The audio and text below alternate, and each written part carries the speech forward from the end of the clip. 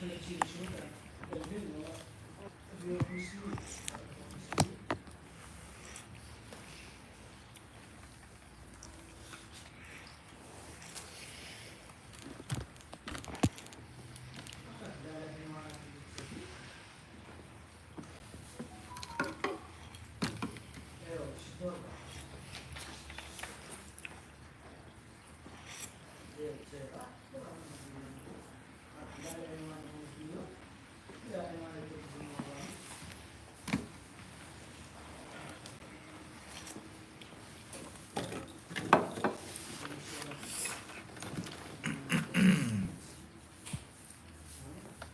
الله الرحمن الرحيم.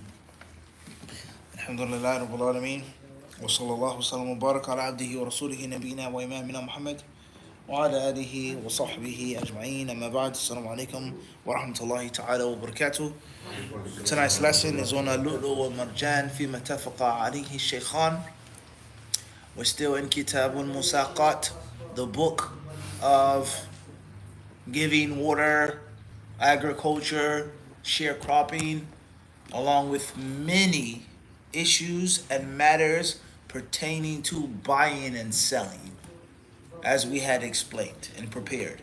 That within this book there'll be many issues that can be placed in the chapter of buying and selling. كتاب البيع. في كتاب المساقات أبواب عديدة ومسائل كثيرة قد تدخل في باب البيع، في أحكام البيع. طيب, we explained this. We explained this. Alright, so last week we were speaking on the hadith. كنا تحدثنا عن حديث أبي مسعود البدري رضي الله تعالى عنه أن رسول الله صلى الله عليه وسلم نهى عن ثمن الكلب ومهر البغي وحلوان الكاهن. That the Messenger of Allah صلى الله عليه وسلم forbade the profit from dogs, he forbade the profit from prostitution, and he forbade the profit from soothsayers and diviners. طيب. We mentioned many issues pertaining to dogs. Can a Muslim have a dog as a pet? Can a Muslim have a dog as a guide? Is that lawful? The other day I was going into a restaurant, and on the door it had a sign, a green check for the dog that was a guide for someone that has impaired vision or something like this, and a red X for a dog that was a pet. A non-Muslim restaurant. Please don't bring your pet inside of our store. If you have to have the dog, okay. Showing you that many non-Muslims themselves understand the differences between the two. And the different problems that a dog that is a casual pet can come with. Can what? Can come with. Even if it's a trained dog. At many parks, you'll find it clearly states no dogs. Period. So a Muslim having a dog as a pet, a Muslim having a dog as a guard dog, a sheep dog, a hunting dog. What is the ruling on having a guard dog living in the city? داخل المدينة يجوز اقتناء الكلب كلب حراسة وأنت داخل المدينة. لست خارج العمران بعيد عن الناس في أخطار في مخاوف، لا أنت داخل في البلوك، يعني في الشارع. هل يجوز لك تأخذ كلب يعني الحراسة يحرس بيتك يحرس سيارتك، ولا هذا فقط للحاجة المتوقعة يعني لمن يعيش بعيدا عن المدن وعن الحضارة؟ Alright, تلك مسألة. That's an issue in itself. Can you have a guard dog living inside of the city? Okay. And other dogs for other purposes besides what we mentioned in the hadith, such as a police dog, sniffing for contraband, illegal contraband, right? I remember when I was in Medina, in the book fairs, when the book fairs started to get a little, I guess bigger and a little different. The Ma'arad al-Kitab, they had different exhibitions within those book fairs. And one of the exhibitions, it was showing how many people smuggle things into Saudi. Muslim or non-Muslim, Allahu Alam. And you'd be shocked at some of the things that they were smuggling. Of course, drugs, narcotics, alcohol. People were smuggling pork in abundance, and not from not non-Muslims working there. Arabs, supposedly Muslim, whatever, smuggling in pork in abundance. You'd be shocked. Okay, the amount of pills, opioids, different things like this they were smuggling inside of the country. Right? They had pictures, they had footage of it all. It was amazing. It was mind-boggling. And is it lawful for a government or the authorities to have a dog for that purpose? Right? Is it lawful if a Muslim is, I don't like to use the word blind, because blindness is in the heart. But if a Muslim is impaired with regards to his physical vision, can he have a dog? Of course, there's the cane, but the cane can't do what the dog can do. The dog can protect the disabled Muslim from many things. Dogs have a strong sense of smell, right? And an even stronger sense of what? I said I speak on frequencies, what? Right? Dogs, the power of the hearing of the dog, let alone many other things as well. Okay, so those are all masail of fiqh, modern issues of fiqh with regards to dogs. But none of those issues are family pet. That's not an issue of discussion. A Muslim is not allowed, isn't allowed, he is prohibited to have a dog as a pet, and having a dog in your house is a severe punishment on a daily basis. Last but not least, if it's lawful for you to have a dog for guarding purposes or whatever the case may be, can you have that dog in a house? Is that lawful? Is that lawful? Is that lawful? If you make a dog house in your backyard, is that in your house? Or even if it has its own house and that's permissible and it's very cold outside and you fear upon the dog, can you bring the dog into your house? Right? Is that lawful or not? Or does the dog have to remain outside no matter what? Inshallah ta'ala. Also, can a dog come in your house if there's someone inside of your house and you need it to attack and protect you and defend you? Can you now bring it in your house or keep it in your house for that night? You're in fear of someone breaking in. Naam? Khair inshallah.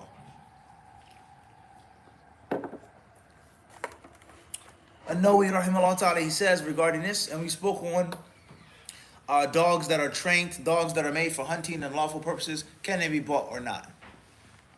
He then says, وَأَمَّا الْأَحَادِيثُ الْوَارِدَةُ فِي النَّهْيِ عَنْ ثَمَنِ الْكَلْبِ إِلَّا كَلْبَ صَيْدٍ وفي رواية إلا كلبا ضاريا وأن عثمان طيب. All right, we mentioned all of that. All right.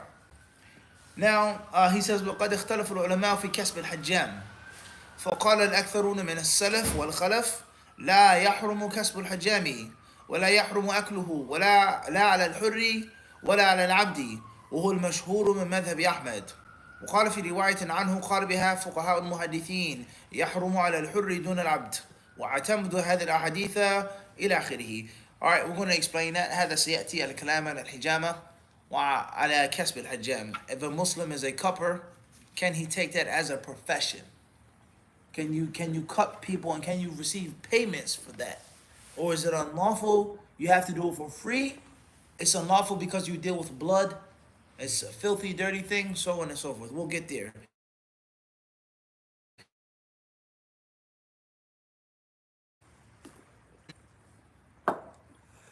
What's the rule on buying or selling a cat, Hamza?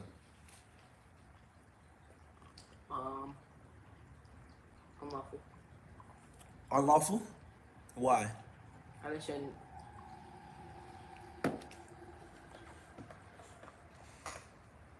taking its right away. Taking this right away. What you say? Can you buy a cat?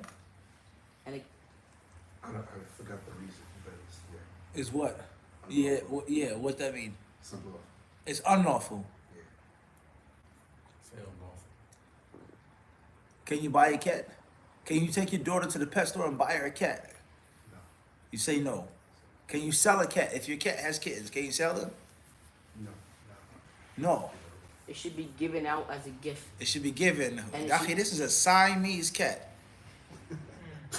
Shufi kanta. You know how much money I spent on his mother? You know how much it costs to get it trimmed and groomed? You know the gourmet food that I feed it? This ain't no watch the alley cat. Lie. This is that what is did I quote the line of poetry? Watch the alley cat what? This ain't no alley cat. This is a this cat is being fed and taken care of. The cat, mashallah, had 6 beautiful kittens, mashallah, tabarakallah. All of them healthy. And you telling me I have to give it out for free? Ali, I'm not sure.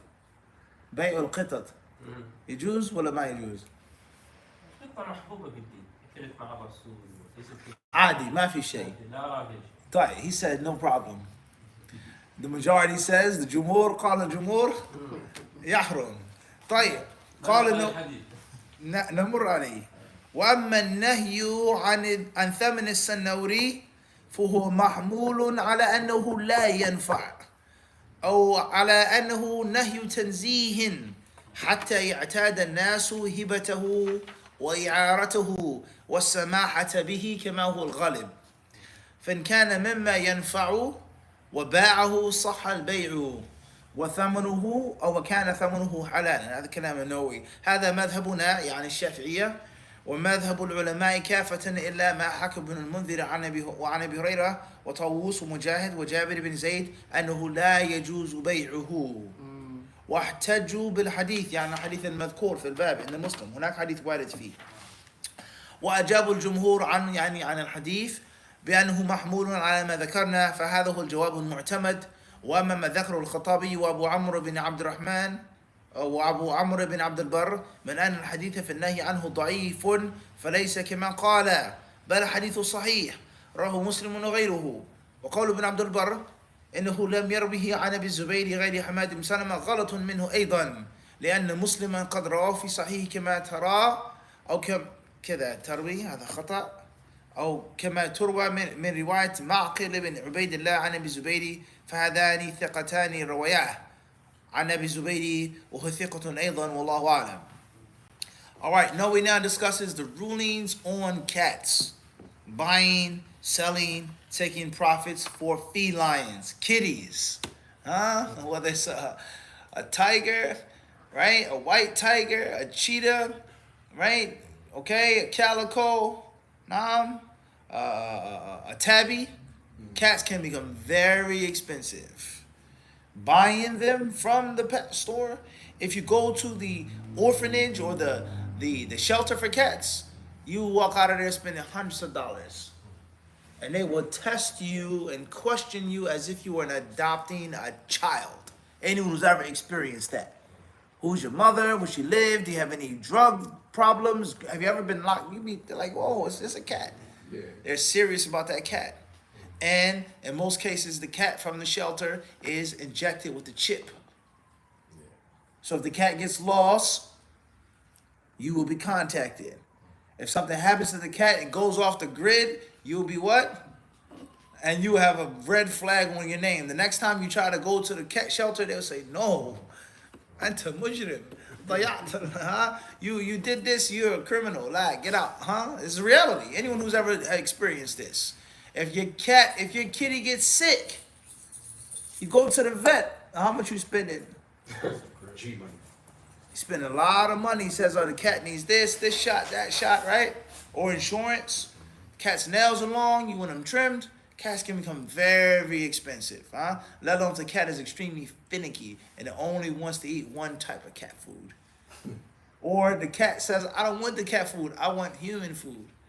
I want chicken breasts, right? Or fresh fish. That's why people call funny acting humans what? Cats. This cat, man. You know this cat?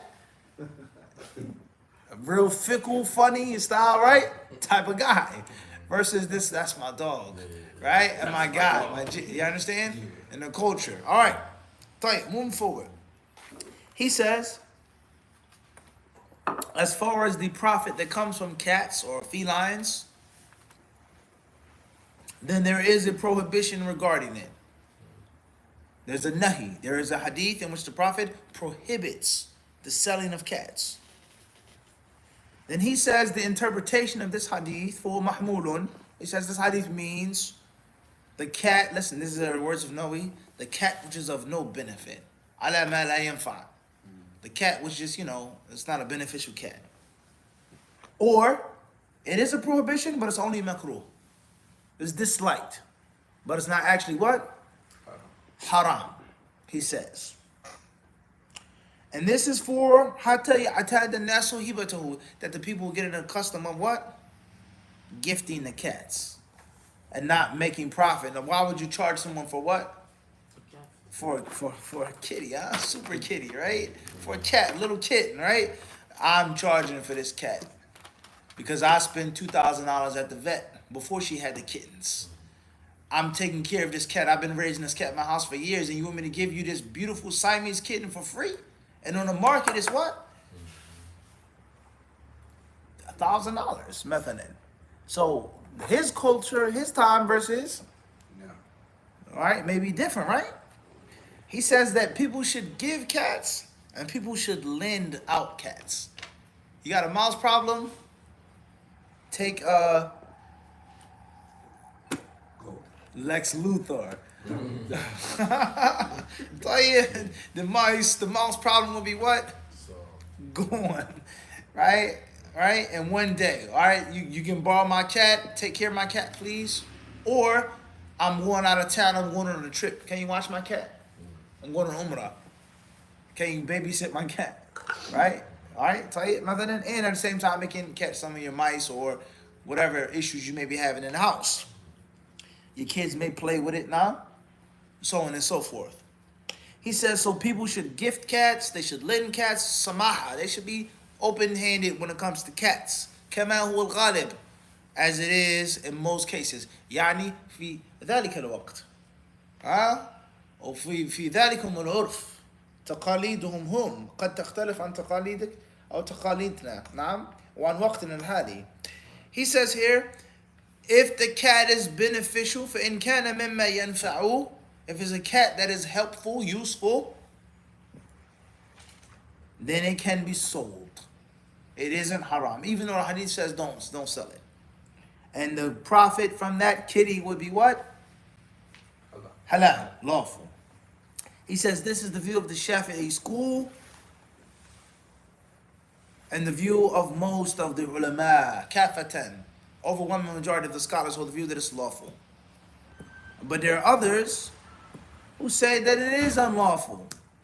And from them, he mentions إلا ما الصواب إلا ما حكى ابن المنذر عن أبي هريرة ولا الصواب إلا ما حكي عن ابن المنذر وأبي هريرة أما هكذا إلا ما حكى ابن المنذر وعن أبي هريرة وطوس إلى آخره. طيب.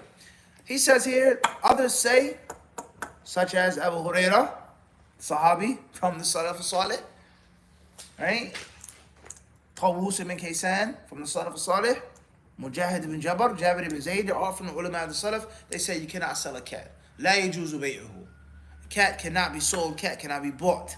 And their dalil is the hadith. And let's read the hadith here. Just for the faida, the last hadith here in the chapter in Sahih Muslim. وحدثني سلمة بن شبيب قال حدثنا الحسن بن أعين قال حدثنا معقل عن أبي الزبير قال سألت جابرا عن ثمن الكلب والسنور قال زجر النبي صلى الله عليه وسلم عن ذلك. طيب, the last hadith here of the chapter is narrated by Jabir ibn Abdullah. The Messenger of Allah sallallahu alaihi wasallam, or Abu Zubair, asked Jabir about ثمن الكلب والسنور, the profit from a dog and the profit from a feline, from a cat. And he said the Prophet forbade that. Zajara, he said no. The Prophet said no. So that's the hadith that Nawawi's talking about, which is here in Sahih Muslim, not in Sahih Bukhari, not in Uloomul Quran. But it's only what? In Sahih Muslim. The hadiths that were agreed upon by both sheikhs pertaining to the dogs. Moving forward. The majority of the ulama, they say is this hadith, it means what we previously explained. That is either disliked, or the Prophet is telling the people, don't take money for cash, you should just what? Give it. Give it out of the kindness of your heart. Moving forward. No, he then mentions a very problematic issue, in which he mentions how some scholars of the past declared this hadith to be weak in Sahih Muslim. Moving forward. No way he defends the position of Muslim. We're not going to spend too much time for that. طيب? Too much time on that with this level that we're on right now. Let's move forward. لكن هذا فائدة لطلبة الحديث. ها؟ طيب. والله أعلم. All right. So from the regulations, or from the things which will assist you in learning fiqh and understanding the speech of the people of knowledge properly, is the time and the custom. And everything is not going to be based off of a clear, direct hadith. And that which is, when there's a direct hadith, they'll still understand the hadith in light of their time and their culture. Like I said, in Noe's time, who would think of buying or selling a cat? But you can't say that, what? Now, In New York City, 23, in which it's very relative for a person to do what? like, have to buy one. To buy a cat. Last but not least, going to the pet store, you're clearly buying a cat. That's clear. Going to a shelter, are you buying a cat? Not necessarily. What are you doing? You're spending hundreds of dollars. What are you doing? You're adopting the cat But why are you paying that money? for the maintenance of the cat, the care for the cat, the help, The service. the health and the welfare. So how does that apply if you go to the bank and they say this isn't interest, but it is processing? All right, well, you think the paperwork is free? The ink is free in the printer? We have to, pay the guy to clean the windows. All of that is included in keeping this bank open. So therefore, you took this loan or this investment. It's not interest, but it's a what? Processing fee. Or in reality, are you buying the cat? You are, essentially. Allahu Alam. Next chapter states, Babu al-amri bi-qatl al-kilab. حديث عبد الله بن عمر رضي الله عنهما أن رسول الله صلى الله عليه وسلم أمر بقتل الكلاب.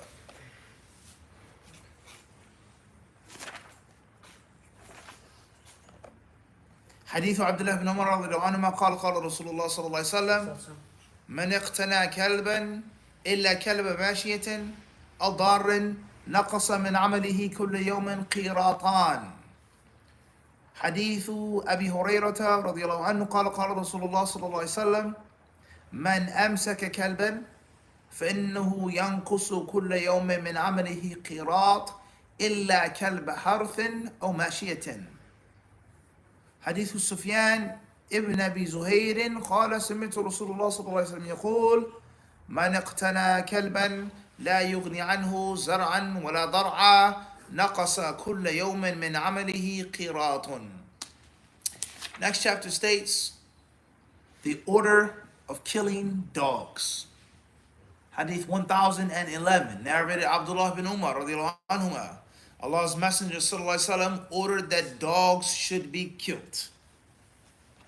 Hadith 1012, narrated Ibn Umar. The Prophet sallallahu alaihi wasallam said, whoever keeps a dog which is neither a watchdog nor a hunting dog will get a daily deduction of 2 qirat from his good deeds. Hadith 1013 is narrated Abu Hurairah radiallahu anhu. Allah's Messenger sallallahu alaihi wasallam said, whoever keeps a dog, 1 qirat of his good deeds is deducted daily, unless the dog is used for guarding a farm or cattle. So the chapter says the command to kill dogs. Why is this? Why did the Prophet ﷺ tell the people to kill dogs? Is this a command to make a genocide on a species of Allah's created beings?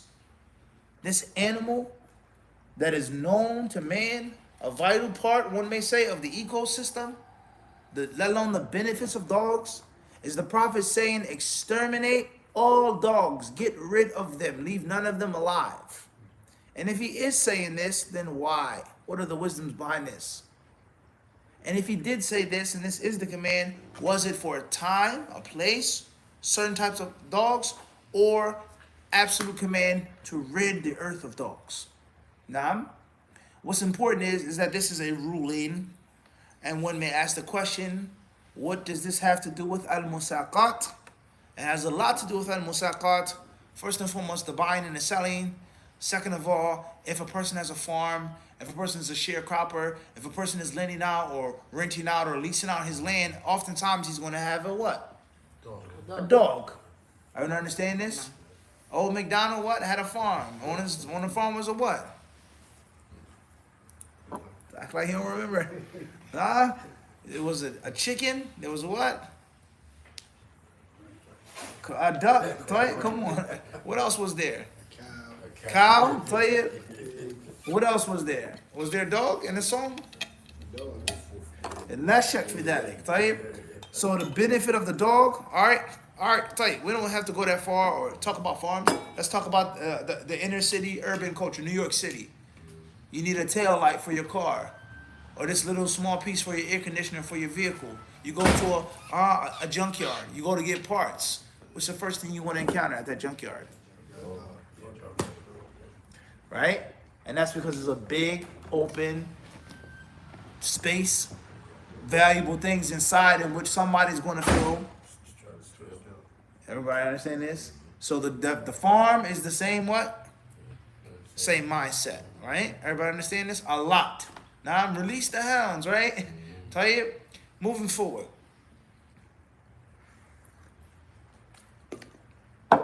And of course, we mentioned the story before. The Grand Vizier, huh? The story from ancient Turkey or the Ottoman Empire is that there was a sultan who had a vizier, like a prime minister, the second in charge, after the sultan in the state in the empire.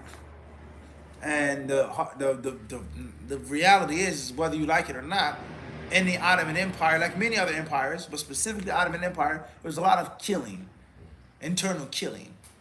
A man would kill his sons, or his son, or a young boy would kill his younger brothers. And the shocking thing about this is that they're even fatwa on this. Fratricide is called. They're fatwa that the different grand muftis of the Ottoman Empire would make, stating that it's lawful for you to kill your four brothers and their babies, strangling them in their street, in their sleep, in their cradles. Halal. And that is because if you don't kill them, they'll grow up fighting and contesting for the throne, which will throw the empire into civil war, and which will be a harm for everyone. Keda. Just like many fatwa, and you can read this, and it's not about hating Ottomans, loving Arabs, you're just stating what? Historical facts, that's all it is. Many of the sultans, or the sultans of the sultans, some historians say all of them, I don't agree with that. And some historians say most of them did not perform Hajj. They didn't go to make Hajj. One of the reasons why they didn't make Hajj, the fatwa stating, if they were to leave and make Hajj, someone would usurp the kingdom, there would be a coup d'etat, they would take over, they would come back, and everything would be in chaos, bloodshed. Keda. That's between them and Allah subhanahu wa ta'ala. Is that a valid fatwa? Does that make any sense? Al-Muhim is the concept of what? Is that this vizier here, he was sentenced to death by his sultan. He was accused of something, and the sultan, he was going to sentence him to death. And obviously, they wasn't going to shoot him or stab him or whatever, but it was going to strangle him to death. Whereas they believe, like other cultures, that royal blood couldn't touch the earth. If somebody of royalty's blood hit the earth, the ground, they said that the earth would be offended. And that in itself is a problem with Aqidah. Al-Muhim, the Sultan said, you must go. Khalas, al-i'dam. Manish, you gotta go. So the vizier, obviously he's a politician. Obviously he's a man of intelligence. And obviously he's a chess player or a poker player. He knows that he always is going to have one last move to make. And in most cases, he's smarter and more shrewd than, The other opponent. no, the Sultan himself. It's just the Sultan is from the royal household. But oftentimes the Prime Minister is what? Is sharper than the king or the queen. That's how it is. He runs the country, right? So he told the Sultan, he said, okay, no problem. I won't fight anymore. I won't defend myself anymore. You can believe this slander about me. I was trying to overthrow you. No, whatever, no problem. He said, but I have a lot of debts. He said, please give me a week. Give me 7 days for me to go around and collect these debts. Or to pay off these debts so my family can be okay when I'm strangled to death. So the Sultan, he felt some type of mercy or whatever. He said, all right, no problem. That's the least I can do for you. After all, I'm going to take your life. So the vizier, the story states, is that he went to the pound or the, what's the word I'm looking for? Where they keep dogs. There you go. He went to the kennel, right? Where the Sultan's hunting dogs were, his hunting hounds, right? And obviously he knew everything. He has the system down pat. He's the top guy. So he went to the dog trainer, and he gave the guards some gold coins. He said, leave me. It's like, what do you mean? He said, leave. Take the gold. You know who I am? Go. So they left him. So every single day out of that week, he visited those dogs. He fed the dogs, he fed the dogs, he fed the dogs, he played with the dogs, he took the dogs out every single day. So when the week was up, the story says, the Sultan brought him forth and he changed his mind. Or before that they weren't going to strangle him, but he was going to take the dogs on him and have him rip the man to pieces. So he spoke to the trainer, released the hounds. These vicious, thirsty bloodhounds, they ran towards him. And as they got closer, they stopped. Suddenly, they just stopped. And they start jumping on him and licking him and playing with him and making, like the puppy sound and being very affectionate with him. So the Sultan was enraged and ceased. What is this? You're supposed to be dead. I'm supposed to enjoy them, tear you to pieces, literally. And he said, oh, my Sultan. He says, I was kind to these dogs for a week. I served them for a week. And they know the value of loyalty. He says, and I've served you for how many decades? How many tens of years have I served you? Have I had your back? Have I kept you informed? Have I run your empire for you? And one rumor, one mistake, one scandal, and you wish to kill me? Who's more noble, you or the dog? He beat the Sultan at the game and he kept his life. The point was proven. You're ungrateful for my service. These dogs have more honor than you do. You get the point? All right? So the concept of having dogs, right? Is it lawful? So on and so forth. So therefore, the Prophet ﷺ, the chapter heading states, Al-amru biqatl al-kilab. The order of killing dogs. We'll get there. Sanamur alayh. Limada? Sanamur alayh. All right. Nawawi rahimahullah ta'ala, he says regarding this chapter,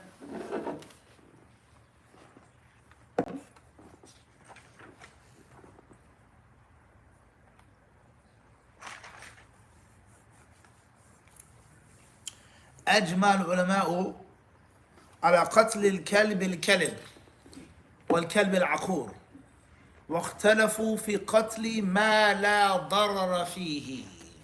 هناك إجماع وهناك اختلاف. He says the scholars unanimously agree that the rabid dog is to be put out of his misery, and the vicious, untamed dog that's going around biting people is also supposed to be put out of his misery. They agree that those dogs can and should be killed. Now, does this prove the permissibility for euthanizing animals?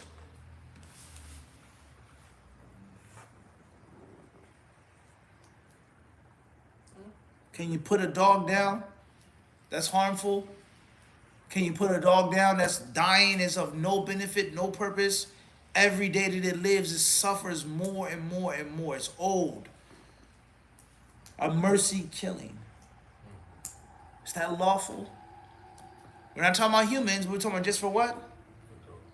Dogs, animals. It's lawful to have a mercy killing on a dog. He says the scholars agree on killing these two types of dogs. And then they differ on the permissibility. Is it lawful to kill dogs that do not pose a threat or harm? فقال إمام الحرمين من أصحابنا أمر النبي صلى الله عليه وسلم أولا بقتلها كلها ثم نسخ ذلك ونهى عن قتلها إلا الأسود البهيم ثم استقر الشرع على النهي عن قتل جميع الكلاب التي لا ضرر فيها سواء الأسود وغيره. ويستدل لما ذكره بحديث ابن المغفل. وقال القاضي عياض ذهب كثير من العلماء إلى الأخذ بالحديث في قتل الكلاب إلا ما استثني من كلب الصيد وغيره. قال وهذا مذهب مالك وأصحابه. قال واختلف القائلون بهذا هل كلب الصيد ونحوه منسوخ من العموم الأول في الحكم بقتل الكلاب وأن القتل كان عاما في جميع أم كان مخصوصا بما سوى ذلك. قال وذهب آخرون إلى جواز اتخاذ جميعها ونسخ الأمر بقتلها والنهي عن اقتنائها إلا الأسود البهيم. قال القاضي وعندي أن النهي أولا كان نهيا عاما عن اقتناء جميعها وأمر بقتل جميعها ثم نهى عن قتلها ما سوى الأسود ومنع الاقتناء في جميعها إلا كلب صيد أو زرع أو ماشية. وهذا الذي قاله القاضي هو ظاهر الأحاديث ويكون حديث ابن المغفل مخصوصا بما سوى الأسود لأنه عام فيخص منه الأسود بالحديث الآخر. وأما اقتناء الكلاب فمذهبنا أنه يحرم اقتناء الكلب بغير حاجة ويجوز اقتناؤه للصيد وللزرع وللماشية.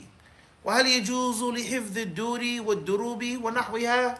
فيه وجهان أحدهما لا يجوز لظواهر الأحاديث فإنها مصرحة بالنهي إلا لزرع أو صيد أو ماشية.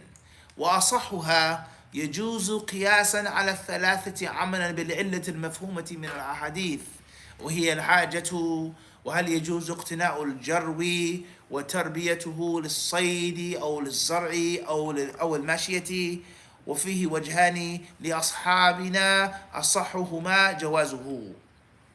Alright, so he says here, as far as how or what do the scholars differ on regarding dogs that are not to be killed or are to be killed, then some of the scholars, such as Imam al-Haramain, the Shafi'i jurists, some of them say is that first the Prophet ﷺ commanded for all dogs to be killed.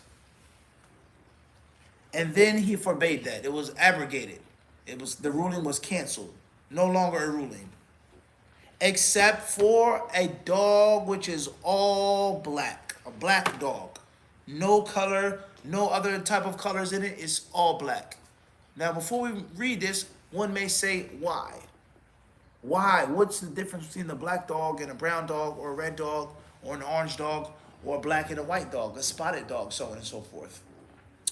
Different narrations with regards to the shaitan and the black dog being a shaitan. Many scholars explain this and they say, for one reason or another from the unseen, is that jinn have the ability and the habit of taking that shape and that form in that dog of that color. Very similar to our culture with regards to a witch. And the cat that she has is a black cat. Why is that? Is that baseless? Is that made up? Is that superstition?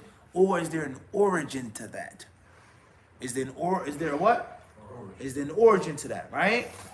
Whether that's sound or not, and many scholars, they speak on these different things, okay, with regards to animals of certain colors. In a dream, a nightmare, you see this animal with this menacing color and what that symbolizes. Tayyib, let alone the jinn and the evil of many of these created beings only coming out, only rearing their heads when it is what outside? Dark. When it's dark, when there's blackness outside. and what that symbolizes.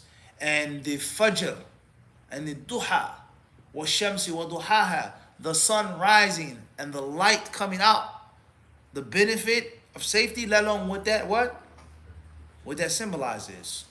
And Allah Azza wa Jalla tells us about misguidance being darkness and guidance being light. Everyone understand this? So these are all things included in why there is something special concerning the black dog, the dog which is all black. Moving forward, he says, first the Prophet ﷺ commanded for all the dogs to be killed, and then he prohibited that except for a dog which is all black. And then he mentions the hadith of Abdullah ibn Mughaffal regarding this. And then many ulama, they say all dogs are to be killed, rather, except for the dogs that have been excluded, regardless of their color. And that is the hunting dog, the sheep dog, and the farm dog. All right, the mashia for the cattle, for the livestock, so on and so forth. I got a question for you with regards to American history, the history of our country once again. What dog is associated with the fire department? German Shepherd. لا you're rusty أخي ضعيف ضعيف جدا. Dalmatian. You know you're weak يا أخي. What dog is associated with the fire department? Huh? He's what? ضعيف. Extremely weak. Abandoned narrator. What dog is associated with the fire department, Hamza? Black and white. What's the name of the dog? Black. Ali. Ah, come on. Dalmatian. The Dalmatian, right? The cartoon, the movie, right? The Dalmatians, right? It was 101 Dalmatians? Yeah. All right, so why are the Dalmatians the mascot of the firefighters? Dalmatian isn't the biggest dog, strongest dog, isn't the smartest dog. Like I said, German Shepherd.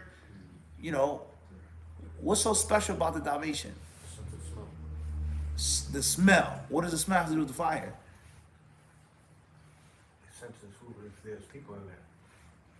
Good answer. Maybe the Dalmatian has a special sense to see if there's someone under the rubble behind the door. All right, Tayyip, what else? Anything else? White, black, they polka dots. What they got to do with fire? Yeah, I mean, like, I guess they could be seen. But why do they need the dog? Period. What is the dog doing in a burning house? Something To help them get out. Some historians have stated that in the early or in the late 1900s, early 20th century, before the event of mechanized vehicles, trucks, automobiles, the main mode of transportation was horses, carriages, buggies, whatever the case may be, with the little pressurized pumps or things, the buckets that they used to have. And some historians state that for one reason or another, the dogs that those ancient or those early firefighters had were Dalmatians. And the Dalmatians were very fast, they were very nimble dogs. They could keep up with the horses and they would attack the horses. They would bark at the horses, they would try to bite at their legs, and they would make the horses what? Move faster and keep up with the to get to the fire. Are there other benefits of the Dalmatian? Maybe the Dalmatian has a certain sense of smell the other dogs don't have. Maybe it can smell the burning. Different things like this, right? A balance between speed and power. A greyhound is a very extremely fast dog. You ever see a greyhound run? It's really shocking, to Barakallah. But it is a very frail dog. And then you have other dogs which are bigger, which have some speed, but they're a little heavier and they don't have as much. Right? So perhaps the Dalmatian is what? Perfect balance. Right? Wallahu a'lam. Moving forward. He says here, so all dogs are to be killed, except for the dogs that have been excluded, which have been mentioned. And others, they state, is the hunting dog included in this or not? So that's ikhtilaf on that issue. What's important is for sure, all dogs aren't to be killed. That isn't a ruling anymore, period. لولا أن الكلاب أمة من الأمين لأمرت بقتلها. Right? And that teaches us the evil of making a species of animals extinct. And not to get too far into the history or talk about race or whatever it can be, but this country, how many species of animals went extinct? Right? From European settlers colonists, expanding the borders, sea to shining sea, manifest destiny, right? The buffalo, eagle, wolf. Before that, the dodo bird in the Caribbean and South America and through the Spanish and the Portuguese. They killed the bird just for fun. And that's where we get the term to call somebody that's dumb or stupid. You call them a what? Dodo head. Call them a dodo. Lacking intelligence. So they killed the bird just because it was what? You know, just for fun, right? So there's countless animal species that went extinct. All types of birds, fish, all types of animals just for the fun of it. Or just for the tusk, or just for the horns, or just for the skin, right? And we talk about the natives of this country, and you talking about genocide, right? I mean, how are you asking them to stop the genocide in Palestine? The genocide in Gaza, in which the whole entire country is based off of genocide. America is founded on genocide. Everyone understand this? Literally. The 50 states, the Louisiana Purchase, California, Montana, and all of that is based off of displacing the Indians, quote unquote. Killing them, raping them, spreading their diseases, taking their land, making a peace agreement, making a contract, breaking it. You gotta go, you gotta move, and then forcing them to live on a small, condensed reservation. And then after that ever, forcing their children to go to Christian schools, to cut their hair, to take on Christian names, to believe in Christianity, to et cetera, right? So the concept of the buffalo, how the buffalo was sacred to many of those tribes, and they systematically made the buffalo extinct. And took the buffalo just for its hide. Its meat, its bone, its organs, they would allow the carcasses just sitting to rot in the sun. While the Indians literally starved on the reservations. Starved. Right? So just think about what that did to them, let alone when they prohibited the hunting of the buffalo, which was a major step and stage in a young boy coming of age. This was your last step of manhood. You have to hunt, you have to go to the buffalo hunt. And with you're on a horse, and there are hundreds of angry, scared, riled up buffaloes storming. Just imagine the courage that takes. And the skill and the concentration and how brave you have to be, how brave your horse has to be to hunt a buffalo. All right? That buffalo could charge you, could ram you, right? The horse could freak out. So that was a major mark of their culture. That's what made them such fearless warriors. So obviously the European and now the American settlers, they knew that. And it's a lesson for Muslims today. If you wish to take a man's manhood away, you castrate him. You castrate him. You take away that which makes him a man. So you change the values of men. You allow men to get everything based off of convenience, ease, comfort. Then that man is no longer what? He's no longer a man. He's weak. He's weak-willed. He doesn't know how to do anything. He doesn't have the adrenaline rush from the hunt, right? The adrenaline rush from the hunt, right? Let alone starving them, so on and so forth. Okay, so that's a long story in itself with regards to genocide, and with regards to animals becoming extinct, and with regards to these non-Muslims then turning around and pointing the finger at other people and other races, Muslims, Arabs, whatever, as being bloodthirsty, killers, terrorists, rapists, murderers, Islam spread by the sword, and you dare say that? You have no shyness? Knowing the history of Christianity, knowing the history of the Spanish Inquisition, knowing the history of the Jews being kicked out of Spain and Portugal, knowing the history of the different tribes of these Indians that literally went extinct. Do you know what that means? Not they were enslaved, they do not exist anymore. They were decimated, wiped off of the face of the earth. There's no more of this race, of this tribe.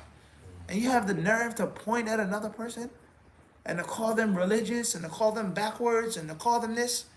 But most Muslims, unfortunately, even those who debate and get on these different talk shows, they just, oh, well, no, Islam, they just accept that.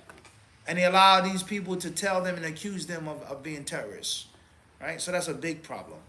That's a huge, huge, huge problem. Wallahu ta'ala. So therefore, all of the dogs are not to be killed. Some dogs are to be killed. Whether the dog is harmful, the dog is suffering from this disease, regardless of his color, so on and so forth. All right, طيب. وذهب آخرون. Okay, and then he says, and then they differ on further issues. He says here, وذهب آخرون جواز اتخاذ جميعها والنسخ الأمر بقتلها والنهي عن اقتنائها إلى آخره. طيب, all right, طيب. Having dogs, that's more than enough for that. Then he talks about the guard dogs. Can the guard dog be kept? Or do you have to stick to what's mentioned in the hadiths? And obviously when we study usul al-fiqh, we will learn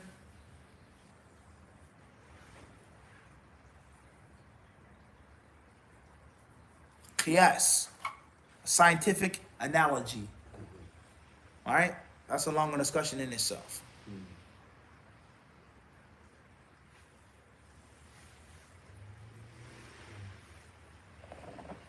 There are many other issues with regards to hunting dogs. All right? Can a person use a dog to hunt if the dog is a prohibited type of dog with regards to so on and so forth? Then he says, واختلف العلماء في سبب نقصان الأجر باقتناء الكلب. قيل لامتناع الملائكة من دخول بيته بسببه، وقيل لما يلحق المارين من الأذى من ترويع الكلب لهم وقصده إياهم، وقيل أن ذلك عقوبة له لاتخاذه ما نهي عن اتخاذه وعصيانه في ذلك. Why did the Prophet ﷺ say that they will lose out on a qirat? And what is a qirat? And what word is similar to a qirat in English? Carrot. Carrot. Oh, Ah. know that. How pure is this gold? Based off of the what? Where does gold come from, Hamza? Gold come from? Where does gold come from? Dirt. Dirt. Allahu Akbar. How does it explain? How does the gold come from the dirt? Not saying that that's wrong, but further. Allah Ta'ala. Ali, where does gold come from? Mine, they gotta mine it. They have to mine it. Yeah. What does mining mean? Dig it. They have to dig it. Like he mentioned, dirt. Meaning it's what? In the earth. Beneath. It's a mineral. Correct? All right, so what happens? Men, they go deep and then what do? And mining high is deep يعني هناك في آية يعني في المعادن عبرة. How Allah Azza wa Jal creates men in different levels. All 100 men go hundreds of feet under the earth, so hot, all of those fumes, all of those dangers, just for one man to wear it on his ring. Or one woman to have it on her necklace or her earrings. Think about that. These men, they suffer, they tire, they labor just for one person. Huh? But that's what? That's how things are. Right? All of those pieces are made to protect the king on the chessboard. That's how it is. You try to change that system, what happens? Right? How many kuffar are made? Why did Allah create shaitan? Why did Allah create the munafiqun and the kuffar? Why couldn't Allah just create no shaitan and just allow the believers to do the right thing? Right? What's the wisdom of having all of these kuffar outweigh the Muslims? Alright? It's very interesting, right? All of these people just for what? So if you're from those people, you should be what? You should be grateful. Al-Muhim, gold comes from the ground. So what do they do when they go in the ground now? They just get the gold. Where does the gold come from? The rocks, the dirt, the water? They mine it, they have to put explosives in the rocks. Blow it up. Yeah. Then what? And extract it by digging it. Why doesn't the mine fall down on them? First they secure it. It's a science in what? And mining. Sapping. We can't get through the outside walls during the siege. So back in the day, they would do what?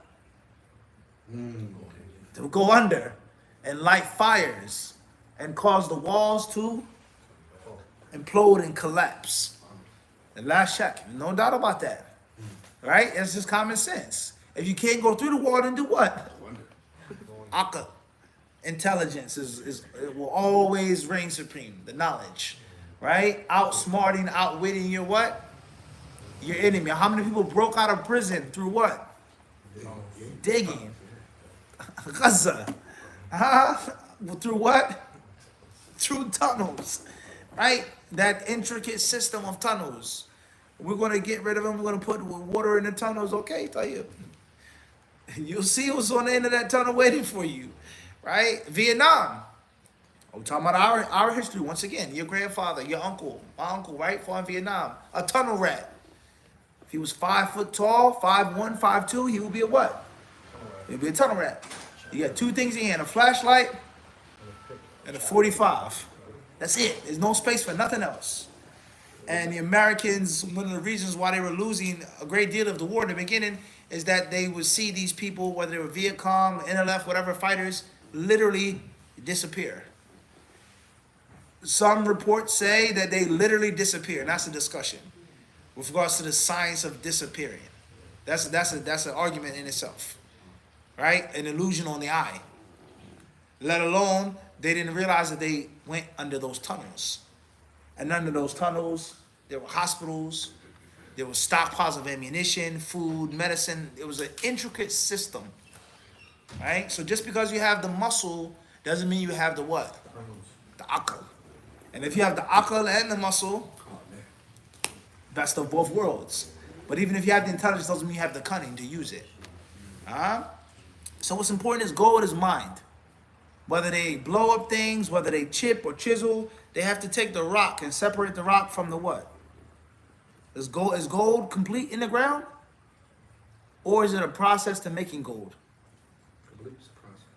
You have to purify it. Have to purify it. So gold is an alloy, or is the metal itself a pure mineral, like iron? Pure. Pure. What you say? It's an alloy. It's an alloy. What does that mean, alloy? It can We be talking mixed about- with other. It has to be mixed, not can. It has to be mixed. There's certain things that are added in order for it to, Be mixed. and the purer it is, the higher the Carrots. carats are. Clear? Silver, the purer it is, 925 or whatever the case may be, the what? The more valuable it is. But many things people think just come out of the earth and that's it. No. Certain things are mixed with other things. So that's how we have carats of gold. So a carat is a system of grading the purity. And the Prophet ﷺ says, qirat. Is that the same? Right? A chunk of your rewards being diminished every day.